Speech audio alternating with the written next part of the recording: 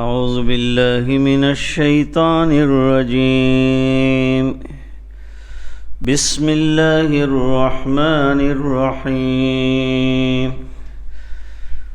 الحمد لله الذي خلق السماوات والأرض وجعل الظلمات والنور ثم الذين كفروا بربهم يعدلون. هو الذي خلقكم من طين ثم قضى أجله وأجل مسمى عنده ثم أنتم تمترون. وهو الله في السماوات وفي الأرض يعلم سركم وجهركم ويعلم ما تكسبون. وما تأتيهم من آية من آيات ربهم وما تأتيهم من آية من آيات ربهم إلا كانوا عنها معرضين. فقد كذبوا بالحق لما جاءهم فسوف يأتيهم أنباء ما كانوا به يستهزئون.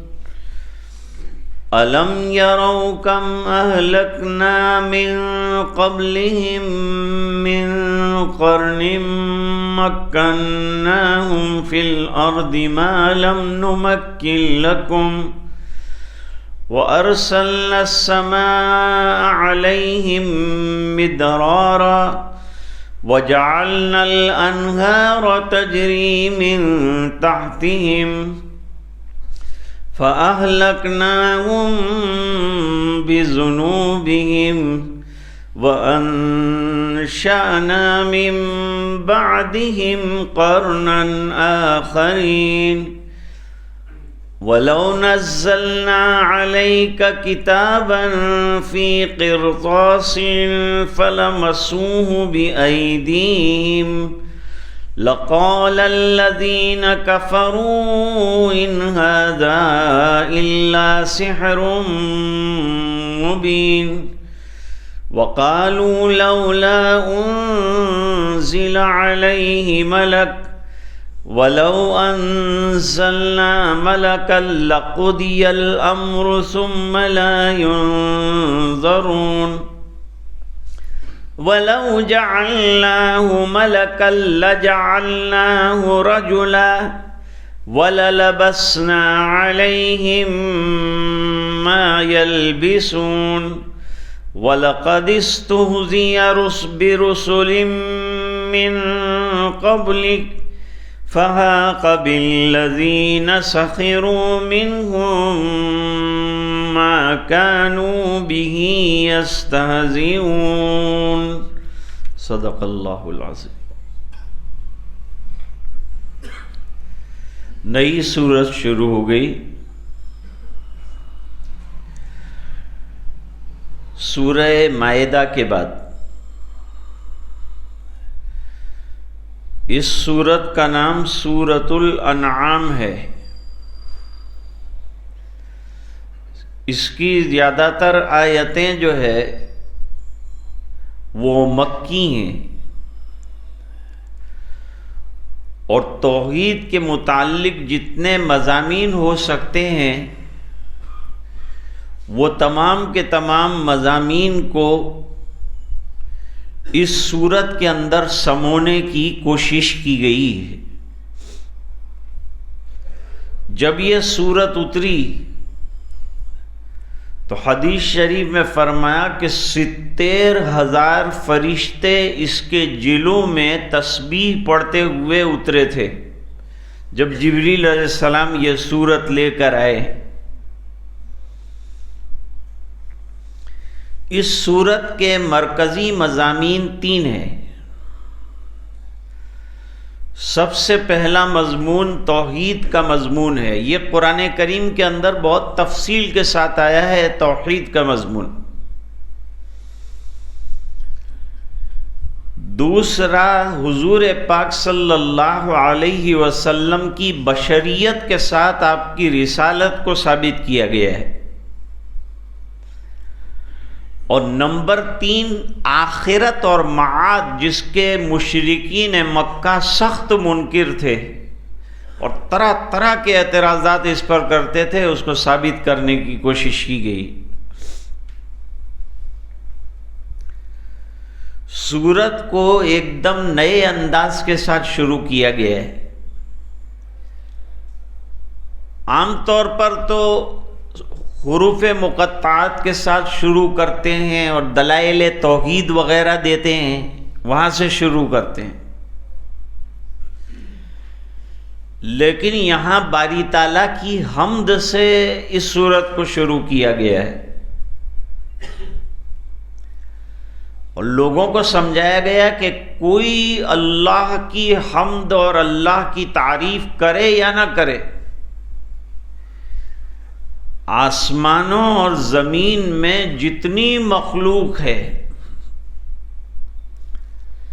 آسمانوں پہ اوپر جو ہے ایک الگ عالم ہے اور اس سے نیچے جو ہے کائنات ہے. آسمان کے نیچے جتنی چیزیں موجود ہیں ان تمام کو کائنات کہتے ہیں، اور آسمانوں کے اوپر جو ہے وہ عالم بالا ہے. یہ عالم سفلی کہلاتا ہے، وہ عالم بالا کہلاتا ہے. فرمایا اتنی چیزیں ہم نے دنیا میں پھیلائی ہے اور اتنی نعمتیں اور اتنے انعامات ہم نے دنیا میں پھیلائے ہیں کہ اگر کوئی اللہ کی حمد کرنا چاہے تو کرتے کرتے تھک جائے گا، حمد ختم نہیں ہوگی. اس میں بندوں کو اللہ کی نعمتوں پر حمد اور شکر بجا لانے کا حکم دیا گیا ہے کہ دنیا کی ہر چیز تسبیح میں اور اللہ کی تعریف میں لگی ہے، لہذا تم کو بھی چاہیے کہ تم بھی اللہ تعالیٰ کی تعریف اور اللہ تعالیٰ کی حمد ہر وقت بیان کیا کرو. ہمیشہ تمہاری زبان پر اللہ کی تعریف ہونی چاہیے، اللہ کی حمد ہونی چاہیے، کیونکہ کوئی لمحہ ایسا نہیں ہے جس میں اللہ کی کوئی نعمت آپ سے ٹچ نہ کرتی ہو. کہیں سانس ہے، کہیں آواز ہے، کہیں بصارت ہے، کہیں قوت گویائی ہے، کہیں طاقت ہے، کہیں تندرستی ہے. ہر وقت اللہ کی نعمتوں کی بارش کا سلسلہ جو ہے بندوں پر جاری ہے. وہ اللہ ایسے ہیں کہ تم مانو کہ نہ مانو. دنیا میں بہت سے لوگ اللہ کے نہ ماننے والے بھی ہیں. اللہ فرماتے ہم کو کوئی فرق نہیں پڑتا. نہ ماننے والوں کے نہ ماننے سے ہماری جو کبریائی ہے اور ہماری جو سطوت ہے اور ہماری جو بزرگی ہے اور ہماری جو عزت ہے اور ہماری جو عظمت ہے اس میں کوئی فرق نہیں آتا، کیونکہ جہان میں اور کائنات میں اور اس سے اوپر جو کچھ بھی بنایا ہے وہ تمام اللہ فرماتے ہیں میں نے تخلیق کیا ہے. نیست تھا، کچھ بھی نہیں تھا، وہاں سے اس چیز کو وجود ہی میں نے دیا ہے، تو تعریف کے لائق تو وہ ہے جو موجود کرے، نیست سے ہست کرے. اللہ تعالیٰ وہ ہیں جنہوں نے آسمانوں کو پیدا فرمایا، آسمان جمع کے ساتھ لائے، چونکہ ان کی تخلیق باعتبار امتیاز کے نہایت مختلف ہے، اس لیے سماوات کہا ہے. اور زمین واحد ہر جگہ نظر آتی ہے، اس بنا پر اس کو ارض کے ساتھ تعبیر کیا ہے. حالانکہ دوسری جگہ قرآن کریم میں خلق 7 سماوات ومن الارض مثلہن، زمینیں بھی اللہ نے اتنی ہی بنائی ہے جتنے کے آسمان بنائے. یعنی اللہ نے 7 آسمان بنائے ہیں، اسی طرح اس کے مقابل میں 7 زمینیں اللہ تعالیٰ نے بنائی ہیں۔ پھر اس کے بعد فرماتے ہیں کہ یہ دنیا میں چاروں طرف دنیا کی تخلیق سے جو لاکھوں سال پہلے ہوئی ہے، اس سے پہلے اندھیرا تھا، تو اندھیرا اصل ہے، اجالا بعد میں آیا۔ اس لیے ہمارے یہاں عربی کاؤنٹ کے اندر رات سے کاؤنٹ کیا جاتا ہے، دن سے کاؤنٹ نہیں کیا جاتا۔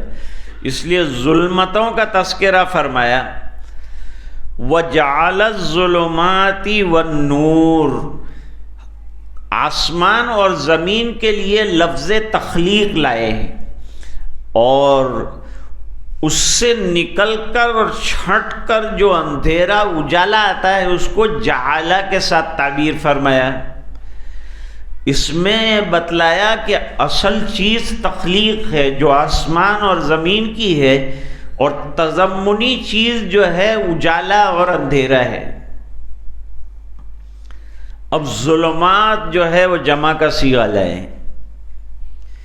اور نور جو ہے وہ واحد لائے۔ اصل میں ظلمت سے مراد بدراہی اور گمراہی ہے، اور گمراہیاں بہت ہیں،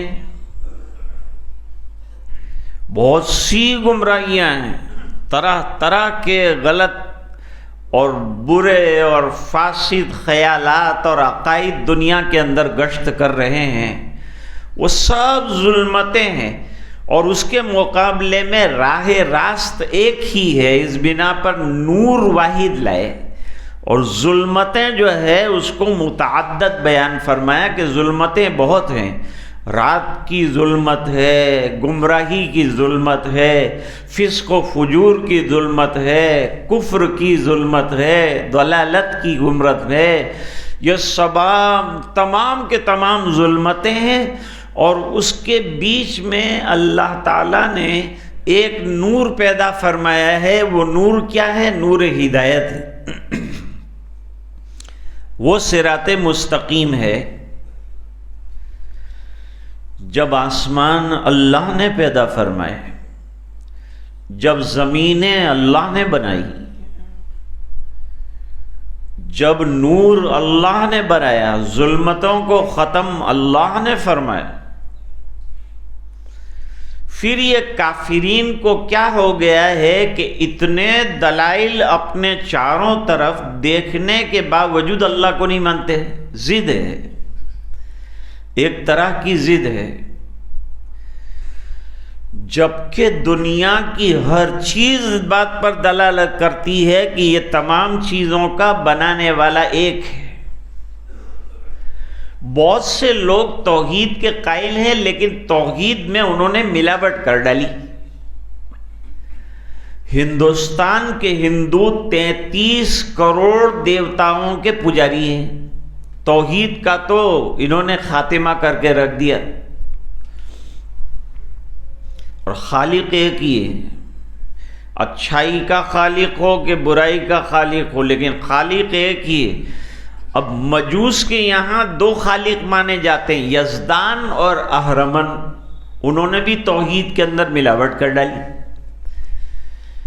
آریہ سماجی توحید کے قائل ہیں، مورتی پوجا کے قائل نہیں آریہ سماجی، لیکن ان کی تکلیف یہ ہے کہ وہ روح اور مادے کو قدیم چیز مانتے ہیں، اس پر ان کا زور ہے۔ عیسائیوں نے توحید کے اندر تثلیث کا عقیدہ داخل کر کے توحید کو برباد کر ڈالا۔ ایک اسلام کی صداقت اور سچائی ایسی ہے جس کے اندر واحد لا شریک لہ، معبود برحق ایک ہی اللہ ہے، اس کے ساتھ کسی قسم کی کوئی شرکت نہیں، ساجھا پن نہیں، لیکن اس کے باوجود دنیا میں لوگ ہیں کہ اللہ کو نہیں مانتے اور کفر کے اندر حد سے آگے بڑھے ہوئے ہیں۔ اب توحید کی دلیل دیتے ہیں، هو الذی خلقکم من طین، اللہ تعالیٰ فرماتے ہیں کہ وہ ذات ایسی ہے کہ تم کو مٹی سے اس نے پیدا کیا. پہلے حضرت آدم علیہ السلام کی مٹی پوری دنیا سے اٹھائی گئی. ہر جگہ کی رنگت کی مٹی جو ہے اس کا آٹا گوندا گیا، گارا تیار کیا گیا، کھنکھناتی ہوئی مٹی تھی. اس میں سے اللہ تعالیٰ نے حضرت آدم علیہ السلام کو بنایا. اس بنا پر دنیا میں لوگ مختلف رنگتوں کے نظر آتے ہیں، کوئی گورا، کوئی گندمی، کوئی کالا. یہ سب جو مٹی کے عناصر شامل تھے اس سے بنایا گیا حضرت آدم علیہ السلام. پھر حضرت آدم علیہ السلام کی تخلیق کے بعد مادے کا جو سطح ہے جسے منی کہتے ہیں، اس کے جرثوموں میں سے اللہ تعالیٰ نے انسانوں کو تخلیق فرمایا. اتنے انسان دنیا میں نظر آتے ہیں. یہ ابتدا ہے. اس طرح سے ابتدا ہوئی انسان کی. پہلے آدم علیہ السلام کی ابتدا ہوئی. حضرت آدم علیہ السلام کو مٹی سے بنایا. وَلَقَدْ خَلَقْنَا الْإِنسَانَ مِنْ صَلْصَالٍ مِّنْ حَمَإٍ مَّسْنُونٍ ایک جگہ اللہ تعالیٰ قرآن میں فرماتے ہیں. اور قرآن اصل میں افسانے کی کتاب نہیں ہے کہ کوئی افسانہ شروع کیا اور شروع سے اسٹوری بیان کر رہے ہیں اور اخیر تک اسٹوری بیان کر رہے ہیں. یہ اسٹوری کی کتاب نہیں، عبرت کی کتاب ہے.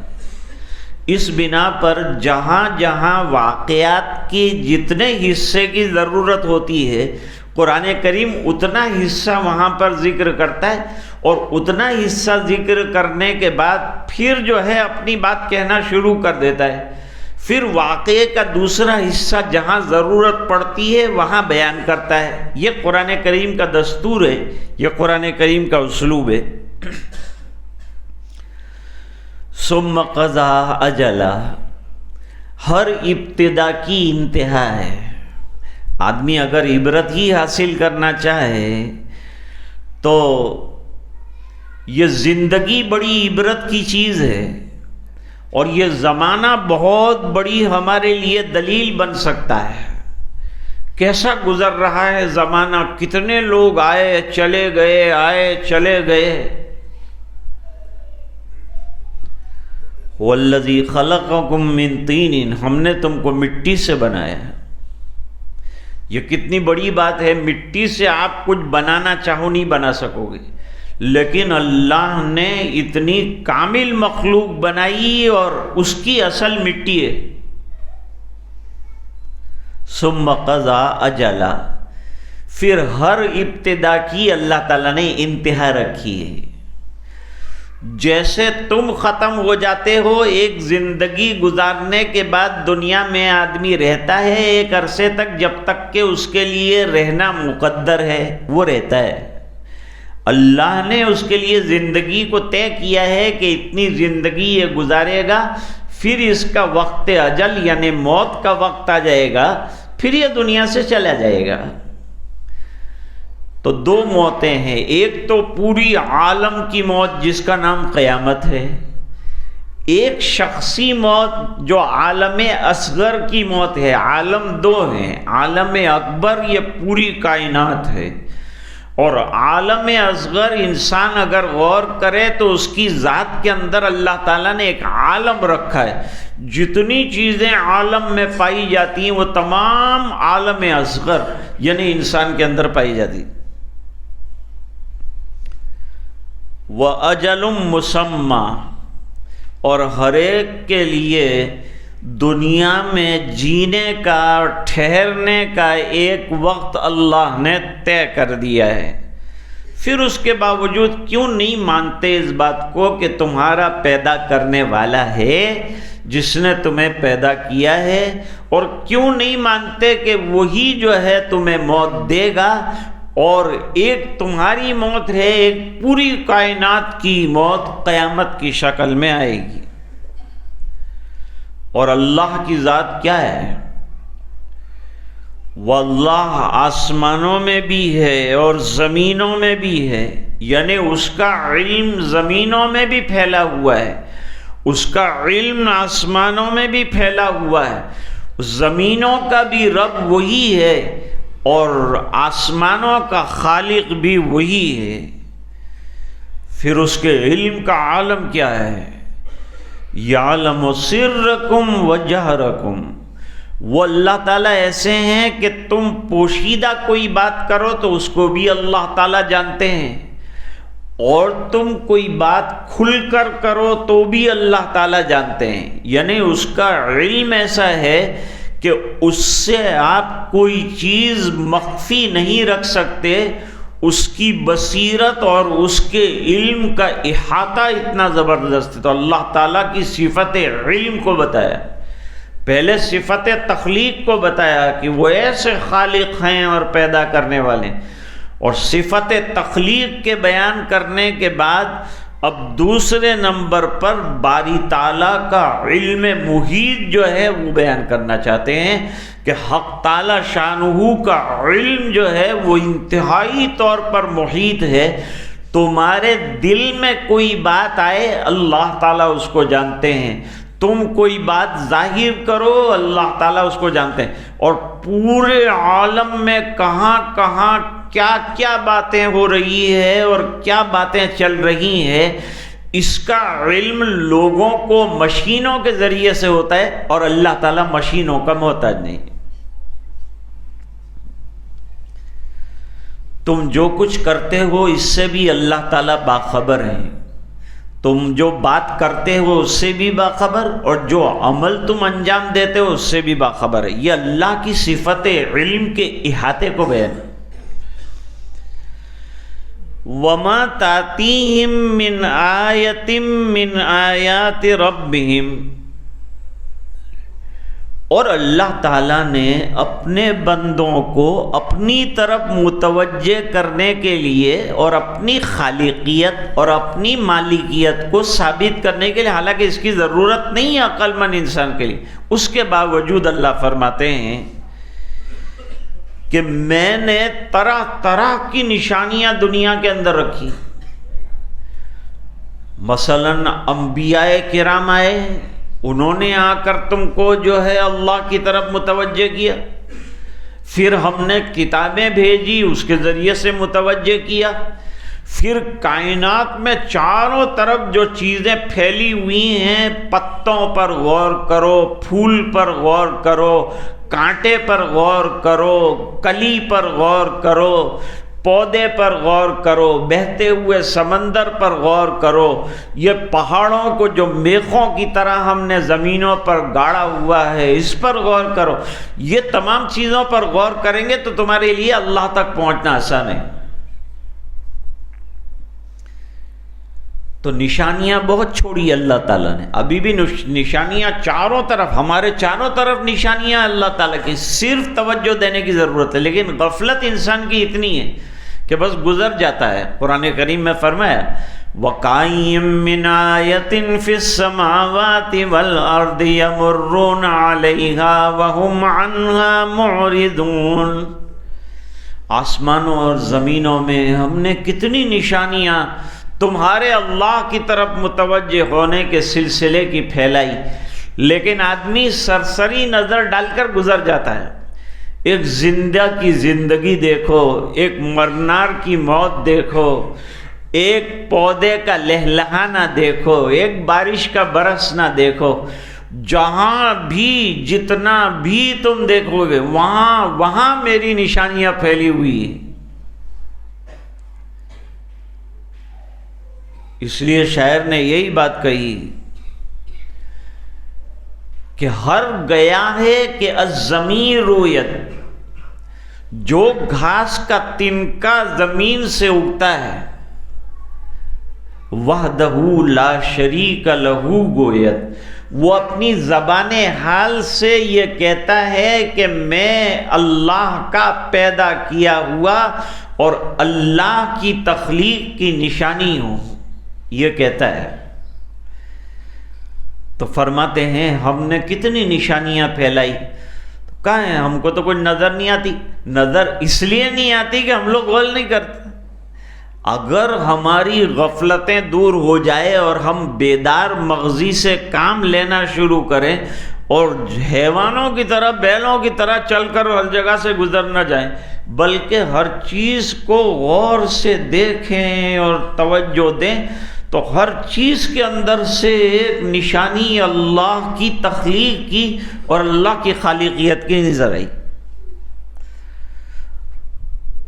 تو یہ سب دیکھتے ہیں اور پھر بھی اعراض سے کام لیتے ہیں۔ غفلت کی شکایت اللہ تعالیٰ کر رہے ہیں کہ بھئی غفلت مت رکھو، اپنے دماغ کو بیدار رکھو۔ بیدار مغزی تجارت کے اندر کیسی چلاتے ہو، کاروبار کے اندر کیسی بیدار مغزی رکھتے ہو، دفاتر کے اندر کیسا حساب کتاب رکھتے ہو، تو پھر اللہ تعالیٰ تک پہنچنے کے لیے بیدار کیوں نہیں ہوتے؟ غفلت میں کیوں ڈوبے ہوئے ہو؟ فقط کذبوا بالحق لما جاءہم، اللہ فرماتے ہیں اور بڑی مصیبت ہے، بڑی مصیبت یہ ہے کہ جب حق آ جاتا ہے، اور دلائل کے ساتھ اللہ ہمیشہ حق جب بھی بھیجتے ہیں، اللہ تعالیٰ نبی کو بھیجتے ہیں تو دلائل کے ساتھ بھیجتے ہیں۔ دلائل کیا ہوتے ہیں؟ معجزات ہوتے ہیں۔ معجزات دو قسم کے ہیں، ایک تو وہ معجزات ہیں جو اللہ تعالیٰ نے بغیر مانگے عطا فرمایا دلیل نبوت کے طور پر۔ مثال کے طور پر حضرت موسیٰ علیہ السلام کو 2 معجزات بغیر مانگے دیے ہیں، یہ ایک، اور بعض معجزات قوموں نے مانگ کر اپنے آپ کو تباہ کیا ہے، ہلاک کیا ہے، ایک یہ ہے۔ یہ ذرا خطرے والا ہے۔ بغیر مانگے جو معجزات اللہ دیتے ہیں وہ اللہ کے بندوں کو متوجہ کرنے کے لیے دیتے ہیں، اور جو معجزات مانگے جاتے ہیں اللہ تعالیٰ اس میں پہلے لوگوں کو ڈراتے ہیں کہ معجزات مانگو مت، کیونکہ معجزے کا اکرام اور معجزے کا حق اگر ادا نہ کر سکے تو پوری قوم اور پوری بستی تباہ ہو جائے گی۔ تو مانگنا نہیں چاہیے، لیکن اللہ نے مانگنے پر بھی معجزات دیے ہیں اور بغیر مانگے بھی معجزات دیے ہیں، لیکن یہ معجزات دیکھنے کے باوجود انسان اتنا غفلت میں ہے کہ بجائے اس کے کہ وہ معجزات کو اور معجزات لانے والے نبی کو مان لیتا، اس نے نبی کا انکار کیا، معجزات کا بھی انکار کر دیا۔ الم یرو کم اہلکنا من قبلہم من قرن ما لن نمکن لکم، کیا یہ مکے والے، اصل میں تو یہ سورت مکی ہے تو مکے والے پہلے مخاطب ہیں، اہل مکہ کو خطاب ہے، کیا یہ لوگ نہیں دیکھتے؟ یہ لوگ سفر کرتے ہیں، یمن جاتے ہیں تجارت کے لیے، اس زمانے میں سفر کرتے تھے۔ مکے کی معیشت جو چلتی تھی وہ تجارت کی بنیاد پر چلتی تھی۔ جدہ کے اندر بہت بڑی منڈی لگتی تھی، وہاں جو ہے سامان پوری دنیا سے آتا تھا اور وہاں سے لوگ خریدتے تھے، اور عرب بھی اپنے یہاں کا کھجور ہے، اپنے یہاں کا چمڑا ہے اور اپنے یہاں کا غلہ ہے، وہ دوسرے ملکوں کے اندر بھیجتے تھے، اور وہاں والے اپنا سب سامان لے کر، کپڑا ہے، تیل ہے، گھی ہے اور شہد ہے، یہ تمام چیزیں لے کر آتے تھے اور فروخت ہوتی تھی۔ تو اللہ تعالیٰ فرماتے ہیں کہ جب تم سفر کرتے ہو، یمن جاتے ہو، پھر ایک سفر تم شام کا کرتے ہو، لمبا طویل فاصلہ ہے مکے سے شام کا، تو بیچ میں کتنی بستیاں آتی ہیں، بیچ میں کتنے علاقے آتے ہیں جو کھنڈرات میں تبدیل ہو گئے ہیں، بالکل ویران ہو گئے ہیں، اور اگر تمہارے اندر عقل ہوتی تو تم غور کرتے کہ یہ جو کھنڈرات نظر آتے ہیں کسی زمانے میں بڑے عالیشان محلات تھے، بہترین مکانات تھے، لیکن آج ان کا حال کیا ہوا ہے؟ کس نے ایسا حال کر دیا؟ یہ بستیاں گئی کہاں؟ یہ لوگ چلے کہاں گئے؟ عجیب دنیا ہے. ہم لوگ دیکھتے ہیں کہ روزانہ جنازے اٹھتے ہیں، روزانہ لوگ انتقال کرتے ہیں، لیکن مسجد دیکھو تو بھری ہوئی ہے، عیدگاہ دیکھو تو بھری ہوئی ہے، عرفات کا میدان دیکھا تو بھرا ہوا ہے. خدا جانے یہ دنیا جلوہ گاہ ناز ہے کس کی؟ ہزاروں آئے گئے، رونق ابھی باقی ہے مجلس کی. ہزاروں لوگ اٹھتے ہیں، روزانہ ہم اعلان سنتے ہیں اور جانے والے جاتے ہیں، لیکن اللہ تعالیٰ نے اس کائنات کو اس کے باوجود بھرا ہوا رکھا ہے. تو جو جانے والے ہیں اس سے آدمی عبرت حاصل کرے کہ وہ کیسا یہ بھری بھری دنیا کو چھوڑ کر چلا گیا. لوگوں کو کوئی بھی فرق نہیں پڑا، کھانے والے کھا رہے ہیں اور مرنے کے بعد بھی جو ہے مشٹان کھا رہے ہیں. مرنے والا مر گیا، رونے کی فرصت بھی کسی کے پاس نہیں. کسی آفیسر کے پاس کام کے لیے ایک آدمی گیا تھا، ہندو آفیسر تھا. اس کے پاس کام کے لیے گیا، صاحب مروا کام کریے آپ. انہوں نے کہا ہماری پاس مروا نہیں، فرصت نہ تھی، میرے پاس مرنے کی بھی فرصت نہیں. تو یہ انسان کا مزاج ہے کہ اپنے ارد گرد اٹھتے ہوئے جنازے دیکھتا ہے، دنیا سے جانا لوگوں کا دیکھتا ہے، اور قرنن بعد قرنن لوگوں کا اٹھنا. ایک زمانہ 100 سال پہلے جو لوگ تھے وہ ابھی ہیں، ابھی جو لوگ بیٹھے ہیں وہ 100 سال کے بعد ہوں گے نہیں ہوں گے. قرن کے کیا معنی؟ ایک قول ہے کہ 10 سال سے 50 سال کو قرن کہتے ہیں، لیکن زیادہ تر مفسرین اس طرف گئے کہ قرن کے معنی 100 سال. 100 سال. ایک بچے کو حضور نے دعا کی کہ تجھے اللہ ایک قرن زندہ رکھے، تو وہ صحابی 100 سال زندہ رہے. ایک اور صحابی تھے، چھوٹے سے بچے تھے، ان کے والد صاحب ان کو حضور کے پاس لائے، حضور ان کے لیے دعا کیجئے. تو حضور نے سر پر ہاتھ پھیرا اور یوں فرمایا اللہ تجھے ایک قرن زندہ رکھے. وہ کہتے ہیں کہ مجھے پورے 100 سال اللہ تعالیٰ نے زندگی عطا فرمائی حضور کی دعا کی برکت سے. تو قرن کا اطلاق 100 سال پر ہوتا. 100 سال میں تو کتنی ہیرا پھیری ہو جاتی. ارے خالی یہ 2-2.5 سال کورونا کے دیکھو، 350 علماء زیر زمین چلے گئے. اور یہ دنیا سے علم یوں نہیں اٹھے گا، دنیا سے علم اٹھے گا علماء کے اٹھنے کے ساتھ. علماء ہی کو اٹھا لیا جائے گا تو ان کے سینوں میں جو گنجینے ہیں، جو خزانے ہیں، وہ بھی ان کے ساتھ دفن ہو جاتے ہیں. وہ ہوتے ہیں تو ان کی علوم کی نشر و اشاعت ہوتی ہے اور لوگ فائدہ اٹھاتے ہیں. فرمایا تم کو کیا مکے والوں کو اپنی بود و باش پر بہت زیادہ غرور تھا کہ ہم بہت آرام سے رہ رہے ہیں، ہمارے پاس مال ہے، ہمارے پاس دولت ہے، ہمارے پاس نعمتیں ہیں. یہ ان کو بڑا گھمنڈ تھا اپنے مال منال پر. اللہ فرماتے کائے کا گھمنڈ کرتے ہو؟ تم سے پہلے زیادہ طاقت والے، قوت والے، مال منال والے، ان کو ہم نے تباہ کر کے نیست و نابود کر دیا. تمہاری کیا بات ہے؟ اگر تم عبرت کی نظر سے دیکھتے تو تم کو یہ بات سمجھ میں آتی.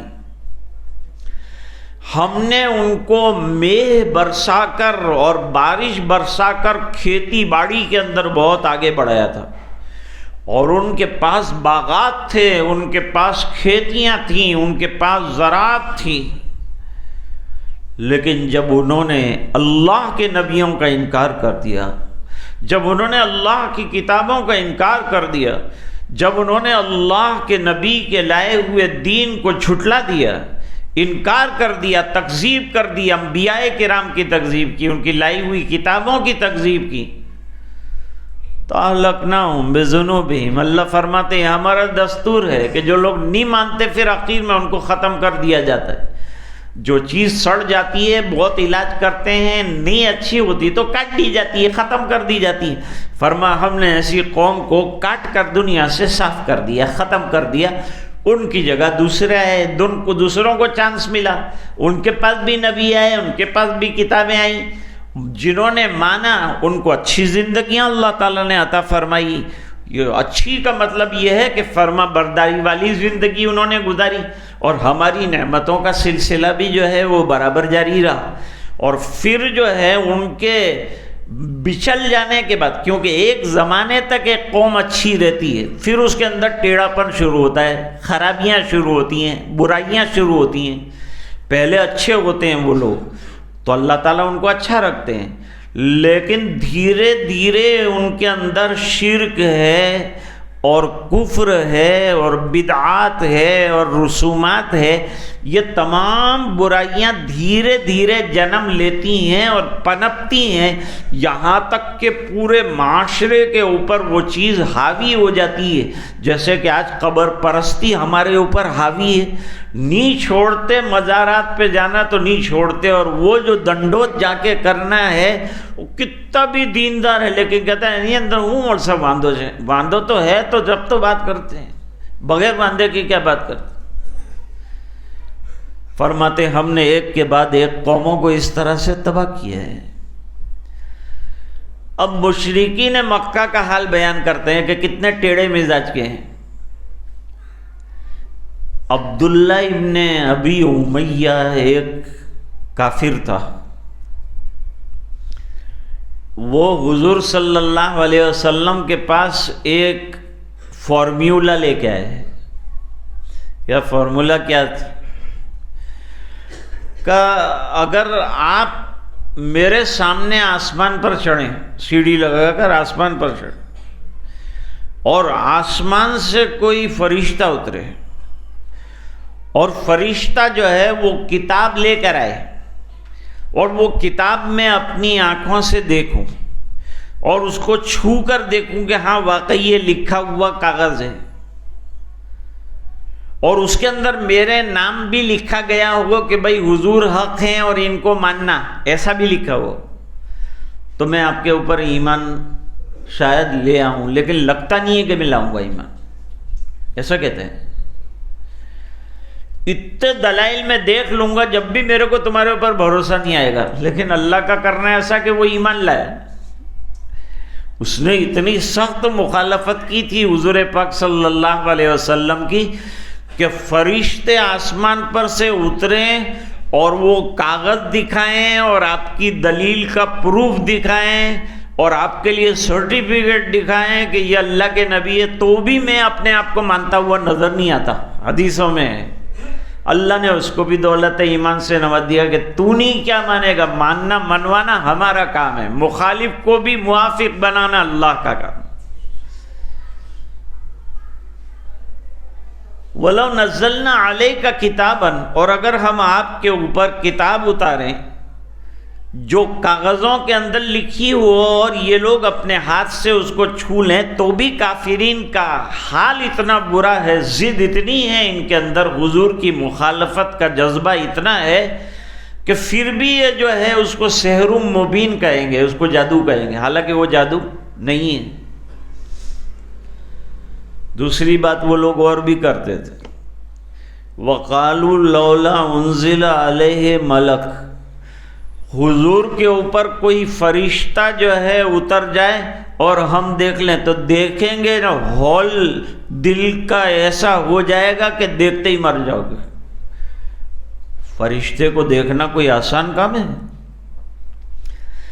حضور پاک صلی اللہ علیہ وسلم نے حضرت جبریل علیہ السلام کو 2 مرتبہ اپنی اصلی شکل میں دیکھا، 600 پر ہیں حضرت جبریل علیہ السلام، اور حضرت جبریل علیہ السلام کی طاقت کا اندازہ اس سے لگائیے کہ ایک پوروے پر لاکھوں کی بستی کو اٹھا کر اوپر سے الٹا کر دیا، ایک پر مارا تو زمزم اندر سے نکلا، ایسا کہ آج تک بند ہی نہیں ہوتا۔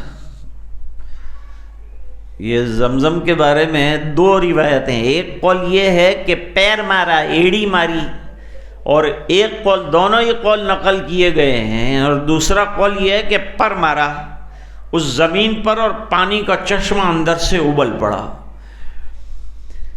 ایک بستی کے دروازے کو پکڑ کر ایک چیخ خالی لگائی ہے حضرت جبریل علیہ السلام نے، تو لوگوں کے کلیجے پھٹ گئے۔ یہ تو فرشتے کا عالم ہوتا ہے، تو تو یہ بیچارے ذرا ڈیل ڈول کا بڑا آدمی دیکھتے ہیں تو گھبرا جاتے ہیں، ہاتھی دیکھتے ہیں تو گھبرا جاتے ہیں، تو فرشتے کو دیکھیں گے تو ان کے دل کے ٹکڑے ہو جائیں گے، ان کے اندر اتنی طاقت ہے کیا؟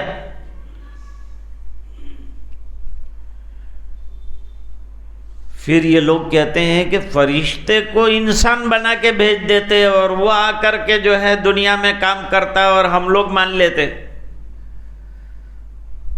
وَلَوْ جَعَلْنَاهُ مَلَكًا لَجَعَلْنَاهُ رَجُلًا، اللہ فرماتے کہ اگر ہم ملک بھیجتے تو ملک تو لطیف ہے، نظر تو آتا نہیں، ہوا نظر آتی ہے، جنات نظر آتا ہے، روح نظر آتی ہے، تو فرشتے بھی نظر نہیں آتے ہیں، تو نہیں آتے تو عمل کیسے کریں گے؟ تو اس کے لیے فرشتے کو کیا بنانا پڑے گا؟ انسان بنانا پڑے گا۔ انسان بنائیں گے تو یہ انسان بنایا ہے، اس پر جو اعتراض کرتے ہیں اس پہ بھی اعتراض کریں گے۔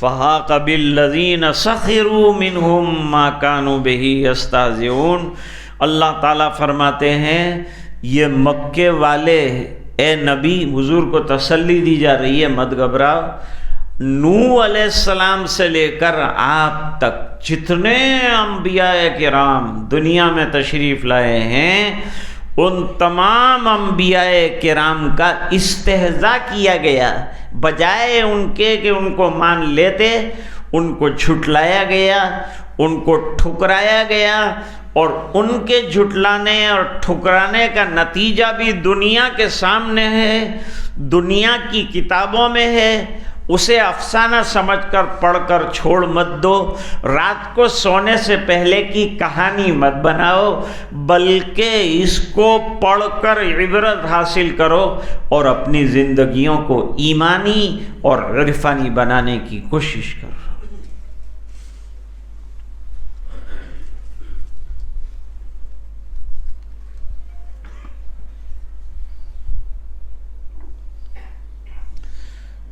سید انہان جو سید اعجاز کا لڑکا ہے، اس کا انتقال ہو گیا، اس کے لیے دعائے مغفرت۔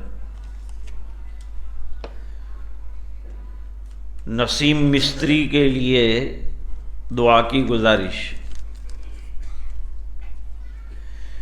ہاں، اور ہمارے مسجد کے نمازی اور 5 وقتہ نمازوں کے پابند اور دعوت کے کام سے بہت لگے ہوئے اور علماء سے بہت محبت کرنے والے حاجی شبیر حاجی اسماعیل خان، ہمارے حافظ صدیق صاحب کے بہنوئی ہوتے ہیں، پوری زندگی الحمدللہ بمبئی میں رہے، بہت کام کیے انہوں نے، قوم کے کام بھی بہت کیے، سماج کے بھی کام کیے، راندیر میں بھی کام کیے، اور صحت مند اور تندرست تھے۔ ابھی ذرا سی کچھ بیماری ہوئی اور اچانک جو ہے انتقال کر گئے۔ بڑی پابندی سے فجر کی نماز اور مغرب کی نماز اور عشاء کی نماز میں یہاں الحمدللہ ان کا بنگلہ کھڑا ہے، لیکن وہ دنیا سے تشریف لے گئے۔ اللہ تعالیٰ مرحوم کی بے انتہا مغفرت فرمائے۔ 2 صاحبزادگان ہیں، بیٹی بھی ہیں، سب شادی شدہ ہیں اور خوشحال ہیں، لیکن مرحوم بمبئی میں تنہا دنیا سے تشریف لے گئے۔ یہاں سے صدیق بھائی اور تمام احباب جو ہے جنازے میں شامل ہوئے۔ مرحوم کے لیے دعا فرمائیں کہ اللہ تعالیٰ مرحوم کی بے انتہا مغفرت فرمائے، اور انہوں نے جو کارہائے خیر فرمائے ہیں، اللہ تعالیٰ ان تمام کارہائے خیر کا انہیں بہترین سے بہترین صلہ عطا فرمائے، اور علماء سے جو تعلق رکھا اللہ تعالیٰ وہ تعلق کو بھی جو ہے نجات کا ذریعہ بنائے۔ دوسرے، ہمارے دمن میں ایک دارالعلوم چلتا ہے، وہاں مختلف محتمیم حضرات آتے رہے، لیکن خود دمن کے باشندے اور ڈابھیل دارالعلوم کے فاضل حضرت مولانا امین الرشید صاحب، جنہوں نے مختلف علاقوں میں مختلف زمانوں تک پڑھایا، وہ دمن کے باشندے تھے۔ پھر دمن میں دارالعلوم کا جو قیام ہوا اس میں بھی انہوں نے بہت بڑھ چڑھ کر حصہ لیا۔ پھر وہ افریقہ تشریف لے گئے اور افریقہ میں ایک عرصہ دراز تک انہوں نے امامت فرمائی اور دین کا بڑا کام کیا۔ میں 3 دن تک ان کا مہمان رہا اور ان کی مسجد میں انہوں نے بیانات بھی کروائے۔ حضرت مرحوم قاری عبدالحمید پانولی صاحب رحمہ اللہ تعالی ساتھ لے کر مجھے گئے تھے۔ پورٹ شیفٹن ایک جگہ ہے، ڈربن سے بہت آگے ہے، وہاں حضرت جو ہے رہتے تھے اور اپنے بچے اور اولاد کے ساتھ رہتے تھے۔ پھر وہاں سے دوبارہ منتقل ہو گئے اور یہاں جو ہے مدرسہ جو چل رہا ہے اس کا انہیں ذمہ دار بنایا۔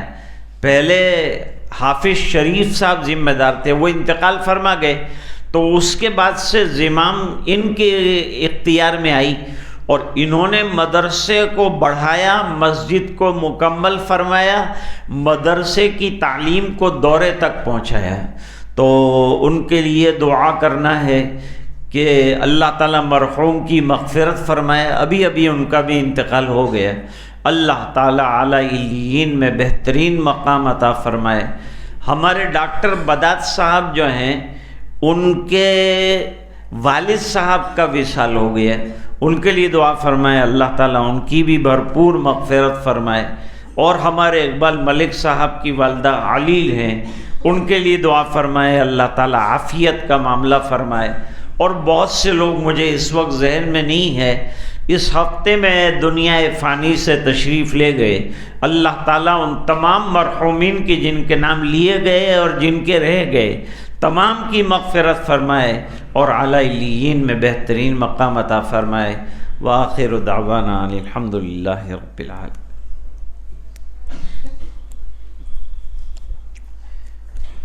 بسم اللہ الرحمن الرحیم۔ اللہم لک الحمد کلہ ولک الملک کلہ ولک الشکر کلہ والیک یرجع الامر کلہ علانیتہ وسرہ۔ اللہم صلی علی سیدنا محمد وعلی آل سیدنا محمد وبارک وسلم۔ ربنا آتنا فی الدنیا حسنہ وفی الآخرۃ حسنۃ وقنا عذاب النار وادخلنا الجنۃ مع الابرار یا عزیز یا غفار۔ اللہم انا نسألک الہدی والتقی والعفاف والغنی۔ اللہم انا نسألک العافیہ فی الدنیا والآخرہ۔ اللہم انا نسألک رضاک والجنہ ونعوذ بک من سخطک وغضبک والنار۔ اے اللہ ہمارے گناہوں کو معاف فرما، کوتاہیوں سے درگزر فرما، اپنا فضل اور کرم شامل حال فرما۔ اے اللہ ہم کو دین پر دائم اور قائم فرما۔ اے اللہ جب تک زندہ رکھے ایمان پر زندہ رکھ، جب وقت آخر ہو اے اللہ دین پر دنیا سے جانے کا موقع رہے، اور اے اللہ ایمان کے ساتھ خاتمہ فرمائیو۔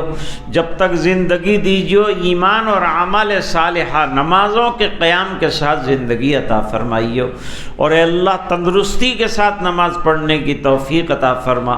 اے الہ العالمین با اخلاق بنا، با حیا بنا۔ بہت سے لوگ بیمار چل رہے ہیں، اے اللہ ان تمام بیماروں کو شفاء کاملہ عطا فرما۔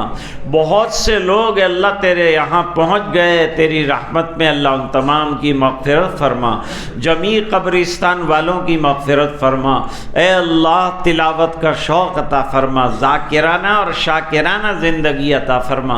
اے اللہ 100% دین پر چلنے والی زندگی عطا فرما، اپنی رضا دائمی عطا فرما، پورے مجمع کی مغفرت فرما، امت کے ایک ایک فرد کی مغفرت فرما، اور یہ دعائیں اپنے فضل و کرم حبیب پاک صلی اللہ علیہ وسلم کی برکت سے قبول فرما برحمتک یا ارحم الراحمین۔ یا رب تو میرا اور میں تیرا یار رہوں، تجھ سے فقط مجھ کو محبت، خلق سے میں بیزار رہوں، ہر دم ذکر و فکر میں تیری مست رہوں، سرشار رہوں، اور ہوش رہے نہ مجھ کو کسی کا تیرا مگر ہوشیار رہوں۔ اب تو رہے بس تادم آخر ورد زباں، اے میرے الہ لا الہ الا اللہ، لا الہ الا اللہ۔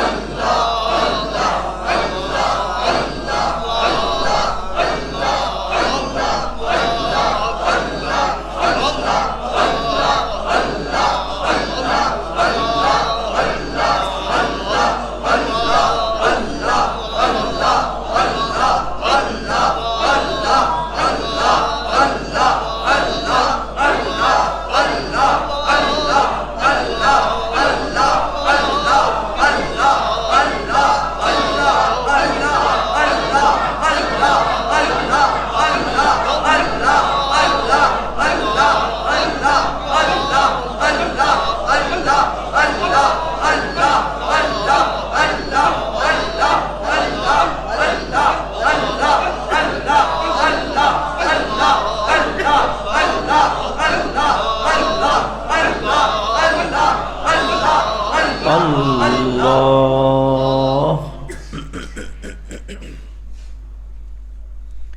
اب تھوڑی دیر کے لیے انشاءاللہ مراقبہ کریں گے۔ مراقبہ اللہ کی رحمت اور اللہ کے دھیان میں بیٹھنے کا نام ہے۔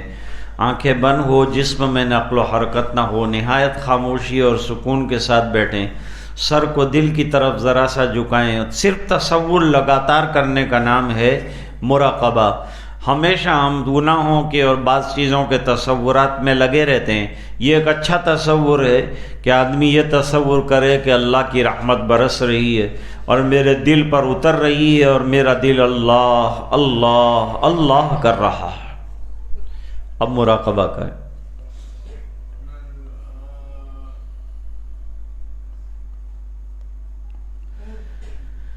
اے خفتہ دل بیدار شو، بیدار شو، بیدار شو،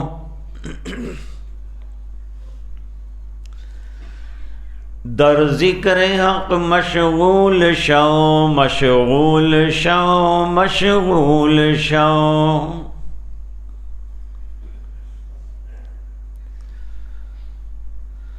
عزیزو دوستو یارو یہ دنیا دار فانی ہے، دل سے مت لگاؤ تم لحد میں جا بنانی ہے۔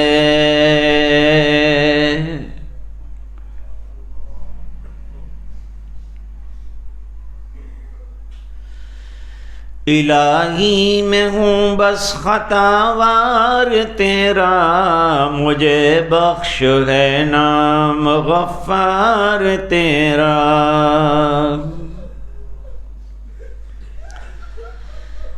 الہی بتا چھوڑ سرکار تیری، کہاں جائے یہ بندہ لاچار تیرا۔ کہاں جائے جس کا نہ ہو کوئی تجھ بن، کسے ڈھونڈے جو ہو طلبگار تیرا۔ کوئی تجھ سے کچھ کوئی کچھ چاہتا ہے، میں تجھ سے ہوں یا رب طلبگار تیرا۔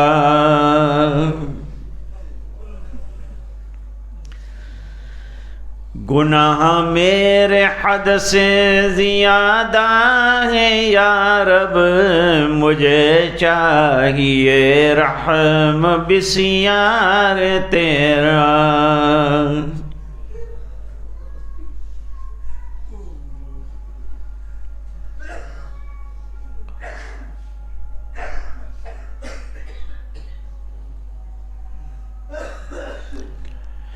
کرم کیجیے اس دن بھی میرے الہی، لگے جب کہ بخشش کا بازار تیرا۔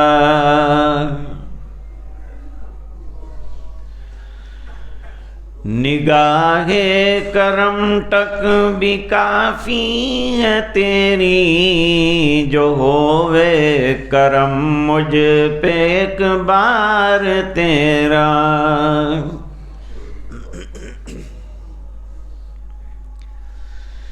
سدا خواب غفلت میں ڈوبا رہا میں، نہ ہر دم ہوا ہوشیار تیرا۔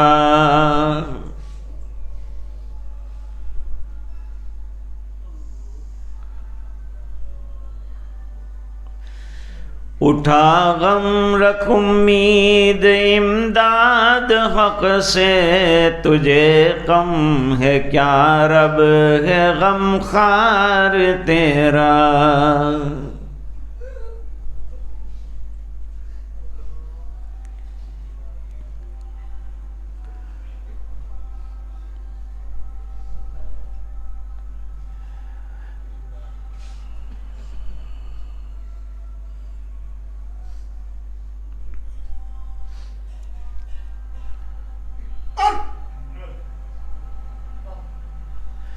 لا الہ الا اللہ محمد رسول اللہ صلی اللہ علیہ وسلم۔ اللہم صلی علی سیدنا محمد وعلی آل سیدنا محمد وبارک وسلم۔ ربنا آتنا فی الدنیا حسنہ وفی الآخرۃ حسنۃ وقنا عذاب النار وادخلنا الجنۃ مع الابرار یا عزیز یا غفار۔ اللہم ان قلوبنا ونواسینا وجوارحنا بیدک لم تملکنا منها شیئا فإذا فعلت ذلك بنا فكن أنت ولينا واهدنا إلى سواء السبيل۔ اللهم آت نفوسنا تقواها وزكها أنت خير من زكاها أنت وليها ومولاها۔ یا مقلب القلوب ثبت قلوبنا على دينك، یا مصرف القلوب صرف قلوبنا إلى طاعتك۔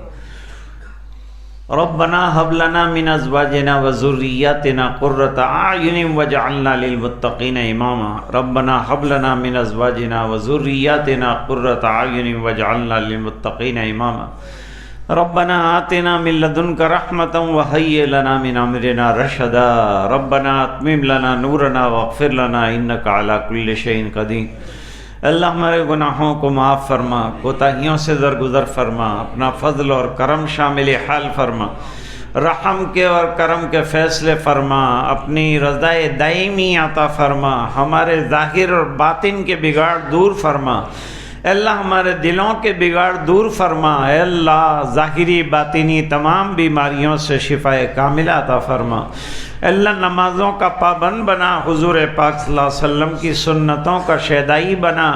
اے اللہ ذاکرین شاکرین میں سے ہمیں بنا۔ اے اللہ غافلین میں سے ہونے سے ہماری حفاظت فرما۔ اے الہ العالمین با اخلاق بنا۔ اے اللہ بد اخلاقیوں سے، بے حیائیوں سے، اے اللہ گناہوں سے ہماری حفاظت فرما، معصیات سے اللہ حفاظت فرما، سیئات سے حفاظت فرما، ذنوب سے حفاظت فرما۔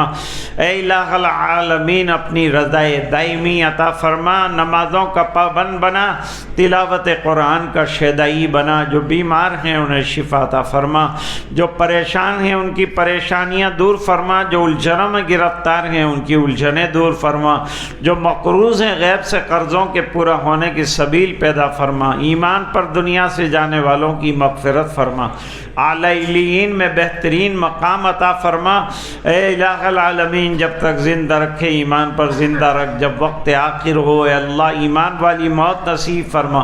اے اللہ حسن خاتمہ عطا فرمائیے اور سوء خاتمہ سے حفاظت فرمائیے، جمیع قبرستان والوں کی مغفرت فرما۔ اے الہ العالمین پورے مجمع کی مغفرت فرما اور امت کے ایک ایک فرد کی مغفرت فرما، اور دعائیں اپنے فضل و کرم حبیب پاک صلی اللہ علیہ وسلم کی برکت سے قبول فرما برحمتک۔